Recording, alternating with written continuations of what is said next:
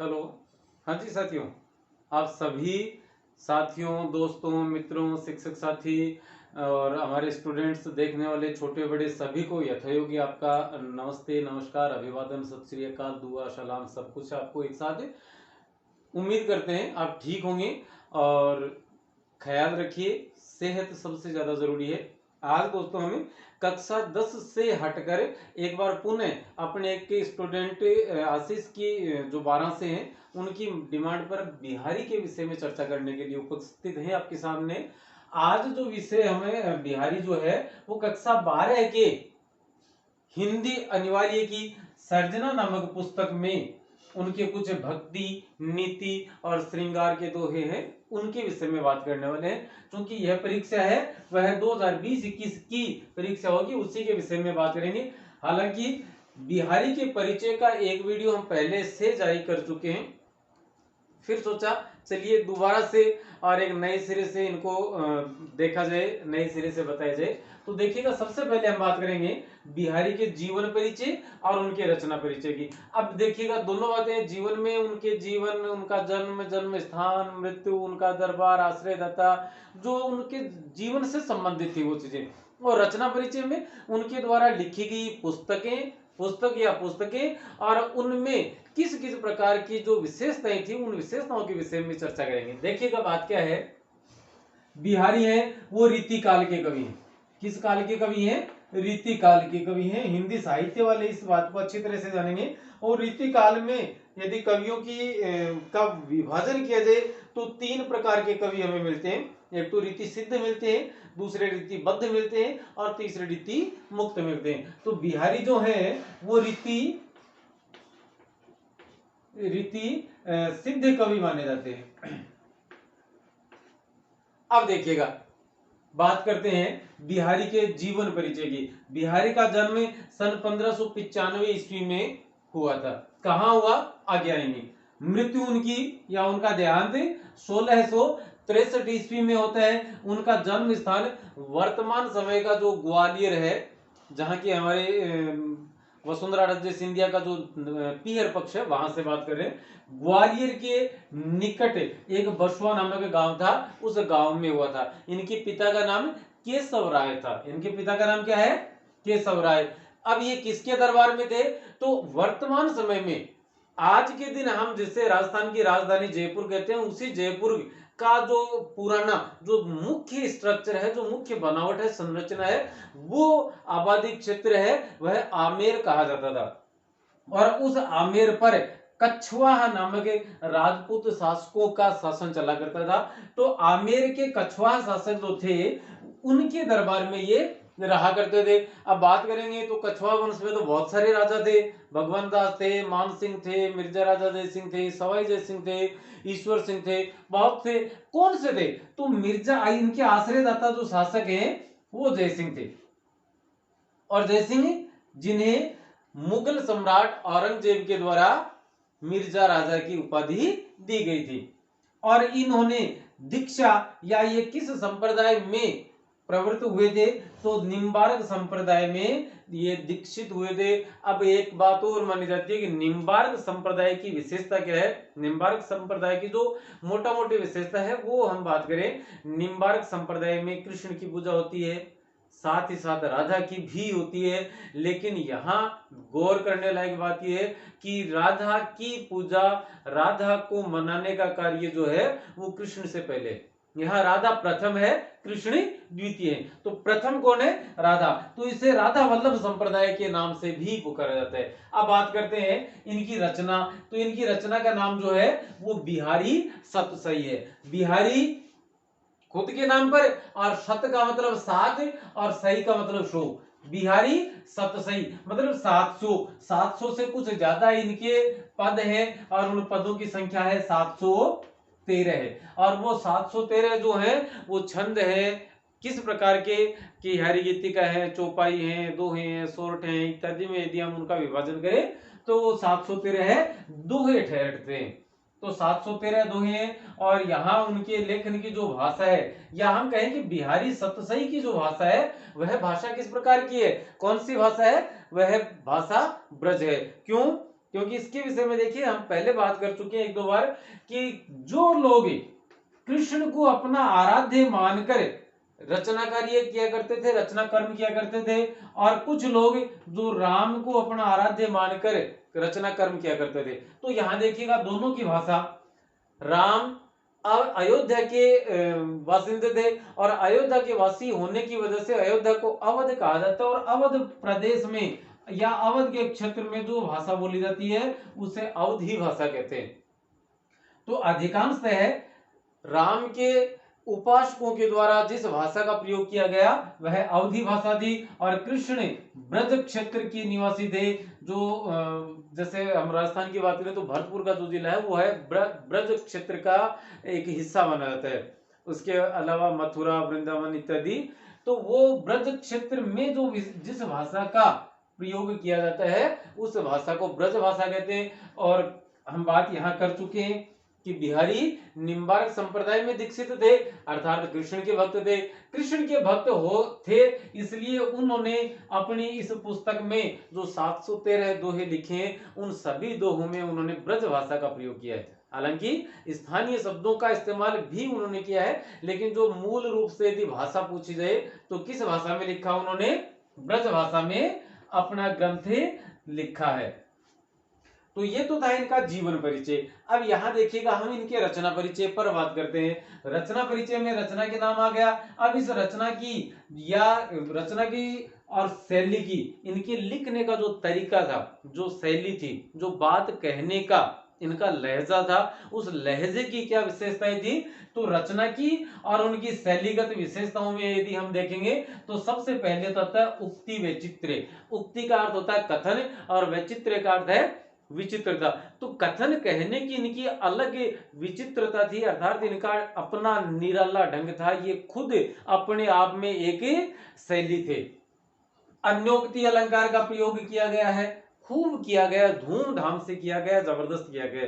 अपनी इस सर्जना पुस्तक में भी जैसे वो दो है कि माली आवत देख कर कलियन करी पुकारी, फूले फूले चुन लिए काली हमारी बारी, या जब जयसिंह अपनी नवविवाहिता रानी के पास उनके रनिवास में होते हैं और बिहारी अपने मेहनताने के लिए उनके दरबार में उपस्थित होते हैं, तो दरबार के जो दरबारी लोग थे, जो मंत्री के गण थे, उन्होंने बताया कि महाराज तो कई दिन से दरबार में उपस्थित ही नहीं हुए, वे तो रनिवास में है। एक नवविवाहिता रानी है, नव यौवना रानी है, उन रानी के मोह पास में बंधे हुए। तो बिहारी एक दोहा लिखकर भेजते हैं, और वो दोहा क्या था, बिहारी एक दोहा लिखकर भेजते हैं, और दोहा था, नहीं पराग नहीं मधुर मधु, नहीं विकास यही काल, अली कली ही सो बंधो आगे कौन हवाल। कि अरे हे भ्रमर, ना तो यह अभी पूरा पुष्प ही बना है, ना इस पर पराग ही आया है, और ना ही मधुर मधु ही विकसित हुआ है। तू आज ही इसके बंधन में इस प्रकार से बंध गया, जब यह पूर्ण रूप से विकसित हो जाएगा यह पुष्प, तब तुम्हारी क्या हालत होने वाली है। यहां भ्रमर कौन था, राजा जयसिंह, और पुष्प कौन था, नवविवाहिता रानी। तो इस प्रकार से नवविवाहिता रानी और जयसिंह का शब्द का इस्तेमाल किए बगैर, उनकी कोई भी पहचान उजागर किए बगैर उन्होंने भ्रमर और पुष्प के माध्यम से अपनी बात कही। राजा फटाफट उनकी बात समझ जाते हैं और दरबार का में उपस्थित होते हैं और अपने राजकार्यों में संलग्न हो जाते हैं। तो अन्योक्ति अलंकार का प्रयोग इनके द्वारा बड़े धूमधाम से किया गया है। या देखो क्या लिखा है, अन्योक्ति अलंकार का विलक्षण प्रयोग, कि विशेष लक्षणों के साथ उनका उसका प्रयोग किया गया है। इनके काव्य में, इनकी रचनाओं में भक्ति के खूब दोहे मिलते हैं, नीतिगत दोहे मिलते हैं, और श्रृंगार रस के दोहे मिलते हैं। श्रृंगार रस में हम बात करें तो इनके श्रृंगार, इनके दोहों में वियोग श्रृंगार तो है ही है, साथ में संयोग श्रृंगार की उपस्थिति भी दर्शनीय है। इसके बाद प्रकृति चित्रण, प्रकृति का एक अनुपम चित्रण किया गया है। ज्योतिष की जो विद्या है उसके विद्या के बारे में खूब बताया है। अर्थ विस्तार भी जबरदस्त है इनका, सामासिकता के तो कहने ही क्या है, और इनकी जो कल्पना शक्ति है उसका भी इन्होंने बहुत ही जोरदार प्रयोग अपनी इस रचना में किया है, अपने दोहों में किया है। इनकी जो यह जो रचना है ये बात बताने भूल गए थे हमें। इनकी जो रचना है वह मुक्तक रचना है। मतलब जरूरी नहीं कि एक दोहा भक्ति का आ गया तो दूसरा भी भक्ति का होगा, नहीं, कोई जरूरी नहीं है। वो नीति का हो सकता है, वो श्रृंगार का हो सकता है, श्रृंगार में वियोग श्रृंगार हो सकता है, संयोग श्रृंगार हो सकता है। तो किसी भी प्रकार के दोहे ये और लिखे इन्होंने लिखे और उसी लिखने की वजह से मुक्तक है। मतलब मुक्त है, बंधन मुक्त है। ये जो इनको रुचा, जो इन्हें जचा, वो इन्होंने लिखा था। सामाजिकता में देखेंगे अपने अपने ही उसमें है पाठ्य पुस्तक में कि कहत नटत रिजत खिजत मिलत खिलत लजियात भरे भवन में करत है नैननी ही सोबात, कि वो मिलते हैं खिलते हैं। वो दोहे हम दोहे का विस्तार करेंगे यहाँ, तब बात करेंगे। इनके विषय में दो विशेष प्रचलित कथन है और दो कथन जो प्रचलित है वो यहाँ आपके सामने लिखे हैं। एक कथन है वो तो बिहारी के लिए प्रसिद्ध है और दूसरा कथन जो है वो बिहारी सतसई के लिए प्रसिद्ध है। बिहारी स्वयं के लिए जो प्रसिद्ध है उस कथन के लिए तो कहा जाता है, वो कथन क्या है, वो है गागर में सागर भरने वाले कवि।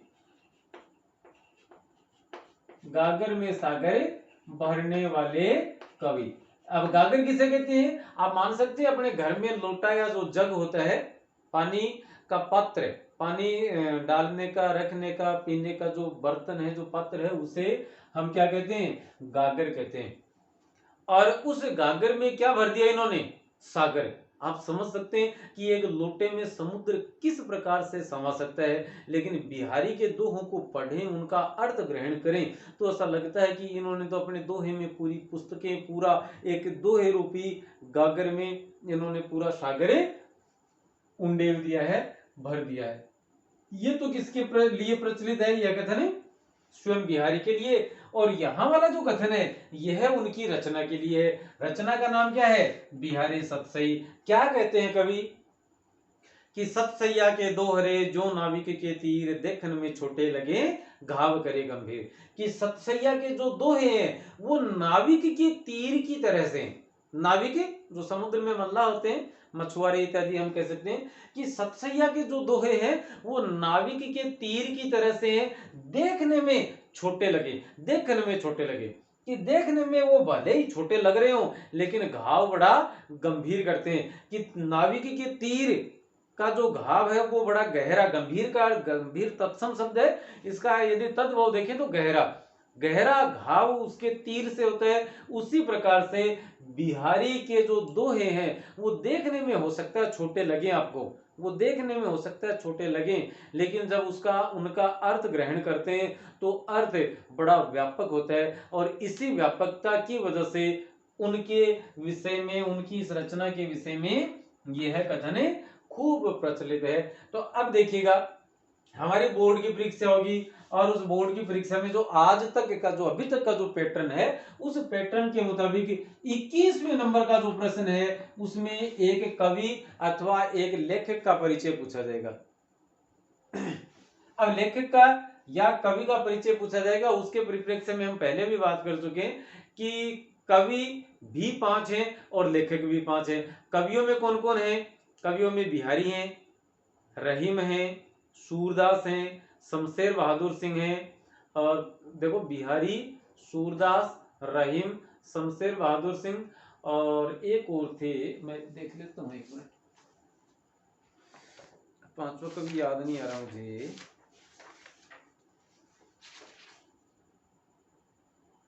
सूरदास है, रहीम है, भूषण। भूषण के तो वीर रस के कवि तो मुझे खुद को पढ़ाने में भी सबसे ज्यादा यदि आनंद की बात करें तो भूषण के कवित्व जो पढ़ाते हैं उनमें सबसे ज्यादा आनंद आता है। आप वीडियो देख सकते हैं उनका कि साजी चतुरंग सैन्य अंग में उमंग धारी सरजा शिवाजी जंग जीता न चलते हैं। उनका जब श्रेष्ठ वाचन करते हैं तो अलग आनंद की अनुभूति होती है। अब देखिएगा हम बात कर रहे थे एक कवि एक लेखक, दो प्रकार आएंगे। यहाँ कवि का नाम आ गया कि अमुक कवि और यहाँ अथवा दे दिया और अथवा के बाद में आ गया लेखक। आपको इन दोनों में से किसी एक का परिचय लिखना है। अब लेखक के परिचय लिखने में की बजाय यदि हम सारे कवि, क्योंकि 5 और 5 10, या तो आप 10 याद करें परीक्षा की तरह। हालांकि मैं स्पष्ट कर दूं कि हमें सभी का पता होना चाहिए, लेकिन परीक्षा के लिहाज से, और हम कहते हैं या ये एक स्ट्रेटजी है, आप एक नीतिगत मान सकते हैं इस बात को कि सॉरी रणनीतिक बात मान सकते हैं कि कवि 5 हैं, लेखक भी 5 हैं। हम पांचों कवियों के विषय में यदि याद कर लेंगे तो थोड़ा सरल रह जाएगा। भूषण की 3 किताबें हैं, सॉरी 5 किताबें हैं। सूरदास के द्वारा 3 ग्रंथ रचे गए, रहीम के द्वारा 4-5 ग्रंथ हैं, और शमशेर बहादुर सिंह के द्वारा भी कम ही है, और बिहारी के द्वारा तो एक ही पुस्तक लिखी गई है। उनका जीवन और रचना परिचय याद करना थोड़ा सा परीक्षा के लिहाज से सरल है। नंबर 1 बात तो ये। अब हम ये लिखेंगे, यदि इनका कवि परिचय याद, कवियों का सबका कर लिया तो बस बहुत है, लेखक का हमें लिखना ही नहीं, एक कर देंगे, बात खत्म हुई। अब बात आती है कि इनके उत्तर लिखने की। हम लिखेंगे कि बिहारी का जन्म सन 1595 ईस्वी में और इनकी मृत्यु 1663 ईस्वी में होती है। इनका जन्म ग्वालियर के निकट बसवा नामक के गांव में हुआ था। इनके पिता का नाम केशव राय था। इस प्रकार से लिखने की बजाय हम थोड़ा सा ये पैटर्न अपनाएंगे। जीवन परिचय, जन्म इतने में, मृत्यु 1663 में, जन्म स्थान ग्वालियर के निकट बसुआ, पिता केशव राय, आश्रयदाता दरबार, दीक्षा, रचना, भाषा, पद और उनकी विशेषताएं, और उसके बाद में अंत में 2 स्टार लगा के लिखेंगे प्रचलित कथन। कवि के विषय में गागर में सागर भरने वाला कवि, और रचना के विषय में सतसैया के दोहरे, जो नाविक के तीर, देखने में छोटे लगे घाव करे गंभीर। इस प्रकार से हम लिखेंगे, बात खत्म हो जाएगी। अब एक बात बता दें कि बाकी के जो 4, भूषण, शमशेर बहादुर सिंह, रहीम और सूरदास, इन चारों के जीवन परिचय के साथ साथ बिहारी का जीवन परिचय का वीडियो है, वो भी पूर्व में लग चुका है। हिंदी अनिवार्य में ही हमसे कवि और लेखक परिचय पूछा जाना है, हिंदी साहित्य में नहीं पूछा जाना। तो अब ये वहां से वीडियो बाकी देख सकते हैं। बिहारी वाला जो पार्ट है उसके 2 है, चूंकि हम वीडियो बनाए नहीं थे उसके विषय में, तो हमारे स्टूडेंट्स ने कहा कि सर उसका और बना दीजिए आप, उनका मैसेज आया, तो उसके पश्चात चल छुट्टियां चल रही हैं, छुट्टियां तो क्या लॉकडाउन चल रहा है, तो उस लॉकडाउन में लगे हाथ ये काम कर लेते हैं। तो दोस्तों हमें पूरी उम्मीद है कि ये वीडियो आपको जरूर पसंद आएगा। दूसरी बात, चैनल आपका है, हम ये नहीं कह सकते कि आप इसे सब्सक्राइब कीजिए, जवाब नहीं है।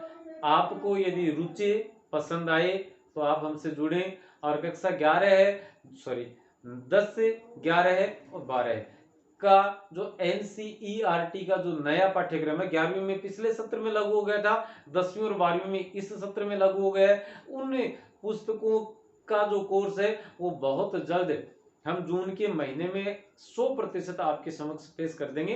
तो इसलिए जो 10, 11 और 12 में जो बच्चे पढ़ रहे हैं वो चैनल के साथ जुड़ सकते हैं। उन्हें किसी भी प्रकार की कोई हानि नहीं होगी, जितना हम जानते हैं उतना बताने का पूरा प्रयास किया जाएगा। अब अगला वीडियो बिहारी के पदों पर लेकर आएंगे, वो वीडियो बने, तब तक के लिए आप हमें अनुमति दीजिए। नमस्ते, शुक्रिया, धन्यवाद।